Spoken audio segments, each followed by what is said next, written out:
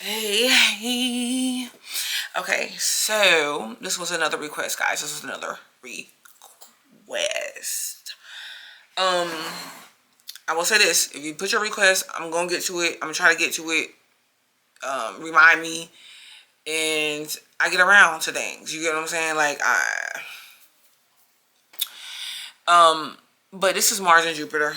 Synastry.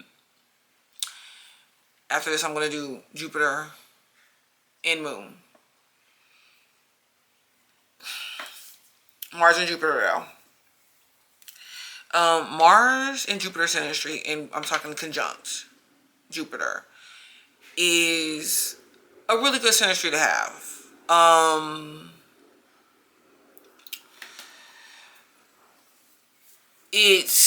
It brings in, or I'm gonna say this. Sometimes it can be, or you see this in a relationship or a synastry aspect, to where the Jupiter individual acts as like a mentor, a teacher, a role model, someone to take the Mars individual to the next level in life. Someone to, because especially like if Mars is acting reckless, like Mars could be acting reckless, Mars could be like someone that acts sporadic, you know, just going through life, living life, making errors, or trying to find their way. And Jupiter can come in and be like that steady force to Mars, the educator, or like the one that provides wisdom, like a spiritual counselor, or someone that just demonstrates. Because like I know I be on here and I be talking to y'all and I be telling y'all stuff on here, but in my real day, like everyday life, no, I don't just be walking up to people and telling them stuff and be like, oh yeah, you should be doing A, B, or C. So in this particular situation, that's how Jupiter can act, like someone who just embodies where the Mars wants to be, or see themselves going, and acting as like, you're just the Jupiter's person's behavior can just demonstrate, can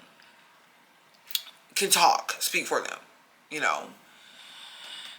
Because if not, and thank God for the progression I have made in my life and just understanding a lot of these energies, and it helps me so much in my everyday life, just knowing this stuff and knowing other people's synastry aspects and stuff like that too. It really does help because I know how to navigate situations with people better. So I'm saying that to say this.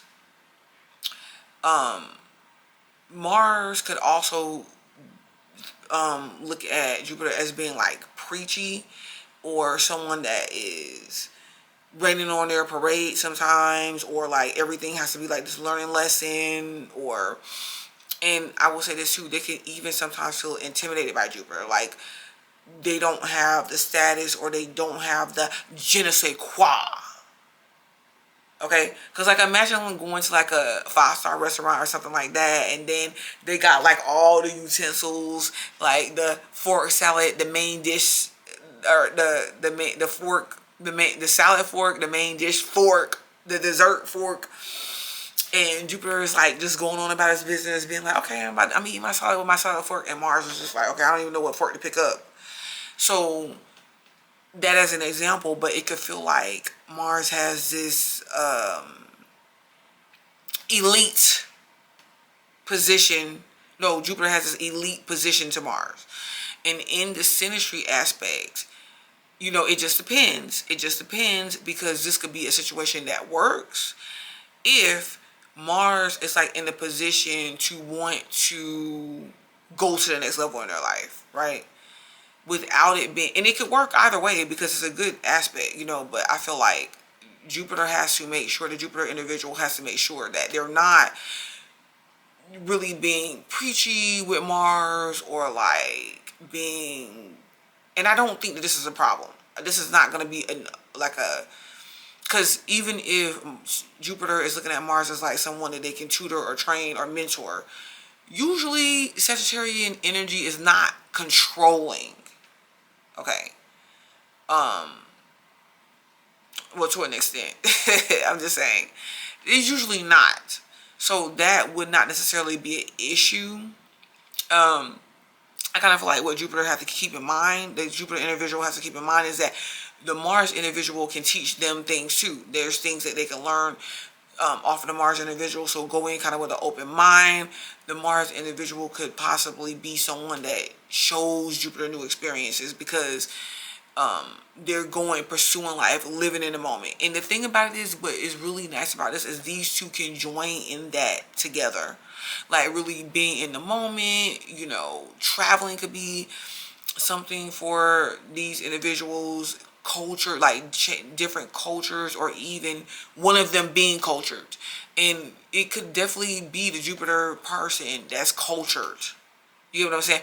If the Mars person is like of a different culture or something like that, or cultured, like have traveled, have seen things, have had a lot of experiences, and the Mars individual can have, this is something that they could have really ignited within themselves, or been ignited coming across the Jupiter person. Like the Jupiter person makes them want to just expand in their experiences and travel in different cultures, etc. Now, these two can definitely, okay, I'm going to go back to this, because I was just saying, like, if it's not like a cult, like if it's not like necessarily, like, let's say it's Mars, the one that's from a different culture or something, Jupiter is attracted to Mars because of that, because they're like, oh my God, I can learn different things off of Mars, like something I didn't learn before. Let's say the Mars person is African and the Jupiter person is German or something, or I don't know, and the Jupiter person is like, oh well, I know German, but I shouldn't be so. Africa is broad, but I'm just saying, you know, let's say they're from Ethiopia or something, and the German person is like, as Jupiter, is like, okay, I would like to learn Ethiopian culture and language. You get what I'm saying? So being with this person, that fascinates me, but they can possibly both be driven to pursue education, like a higher form of education, higher form of spirituality. So because that is said, there could be some sort of spiritual link to them, to where they feel like soulmates, like they found their soulmate in each other.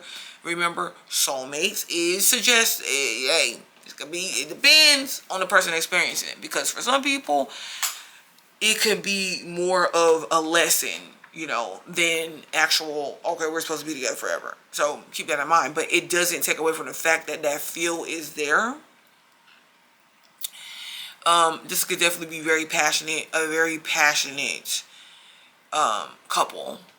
And they literally enjoy being around each other for the experiences that they can have with each other. They somehow come together and introduce new experiences to each other. And even if it's something that they feel like they've experienced before, is different. It's something different. It's got a different feel to it. Like maybe they're in a place to where they can actually accept the experiences more. For example, I pretty much grew up in Germany, and I definitely can say that I was appreciative. That's why I use the example as Germany, but I was appreciative of that experience. But I feel like now going back, I would be a little bit more purposeful with being there, like a little bit more intentional. Like there's a lot of things I probably would have done and seen, even though I got to see quite a bit of stuff in different countries there, it's still more that I could have done. Because, so if me going back would be me doing that again, but it'll be a different experience. You get what I'm saying? So these two have that feel. It's now whatever let's get y'all. Let me drink something.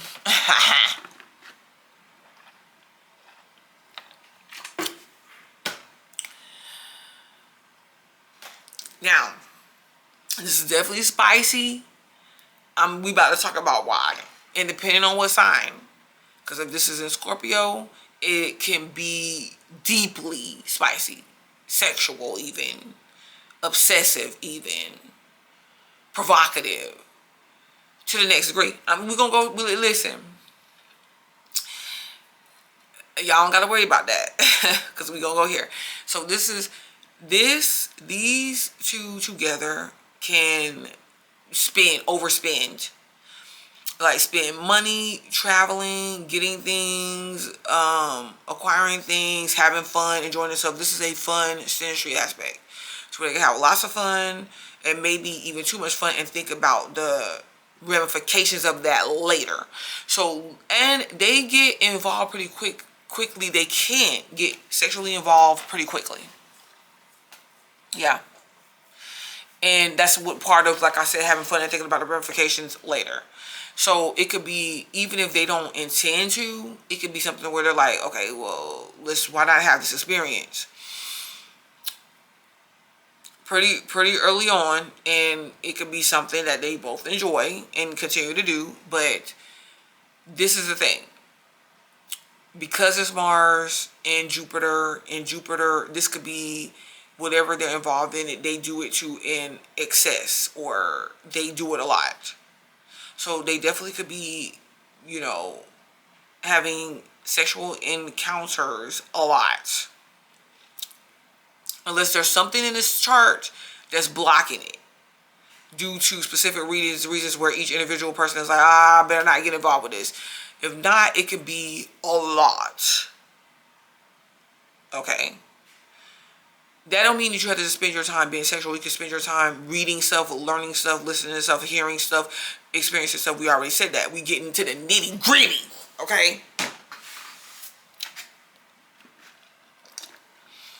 A lot.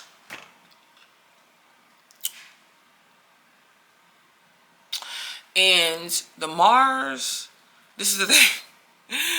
Because Mars and Jupiter coming together, it could be the Jupiter individual that could be the one that's like, I want more. More. Like, you got to give me more. As a matter of fact, y'all, the Jupiter individual in the relationship the Mars could feel like nothing that they do is enough. It's like, okay, well, whatever, what does it seem like nothing, like, whatever I do is not enough. Because the Jupiter person could be like, no, more. Like, I need more.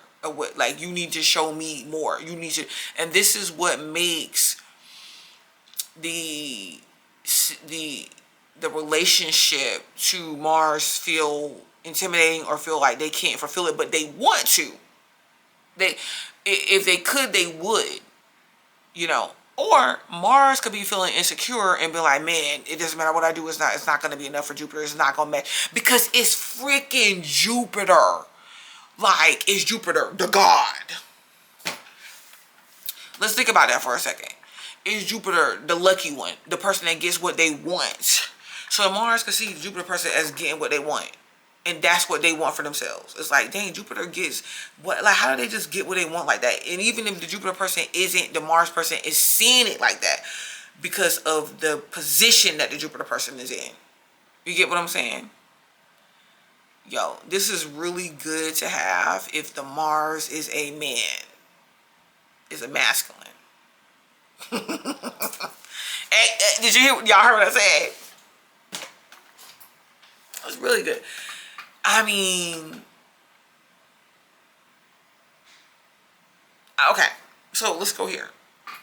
And because literally the Jupiter person could be the one, in control of even like a lot of the sexual drive too, like what happens, but that's neither here nor there. So the thing about it is, with the Mars, let's say the Mars is masculine or whatever, the Mars desires Jupiter.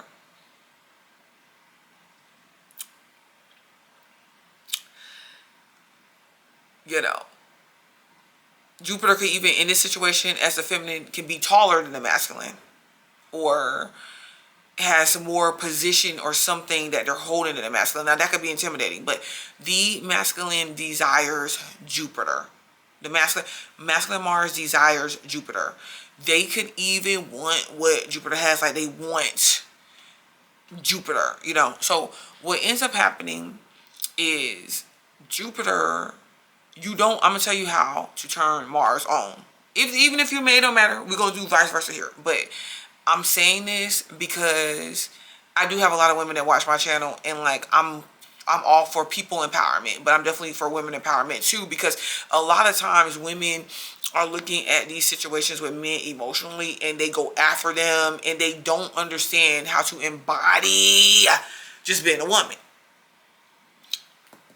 Jupiter does, because Jupiter is like, okay, before I settle for whatever Mars has got, and Mars is thinking this in his head, remember that. But it's like, before I settle, like, baby, I got options, baby, I got plenty.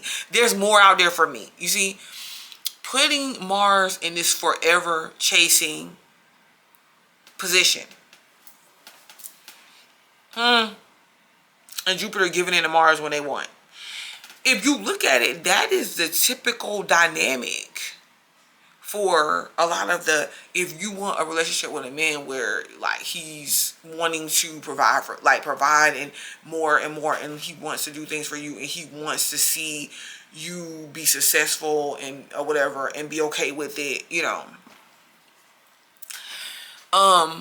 and just like do things for you, whatever. Now, because imagine if this is Libra. That means Jupiter and Libra, that person has so much beauty, and the Mars person wants to add to that beauty. Jupiter and Scorpio, that person has so much sex appeal, or so much sexiness, or so much deepness to them. Like, it's always more to them to be found out. And Mars wants to go on that and explore it. You get what I'm saying? I can go through different signs, but you know, me focusing on the Scorpio part is because this can, you know, be a deep emotional relationship too. And as a matter of fact, it could be, if Mars doesn't want to get sucked in and taken out of their emotions, because this can trigger like Mars's insecurities, emotional imbalance, like being like, man, I don't really know how to control my emotions if Jupiter, the Jupiter person, is not doing acting how they should be acting. Because the Mars could keep feeling like they're more emotional, or they're more, and okay, let's wipe the sign, it doesn't matter. Mars can feel like they're more emotional, or they're more, you know, being sucked in more than a Jupiter person. So they're like, man, I can't control my desire or my emotions behind this. If the Jupiter person is not giving me the signs, or not validating me in some way.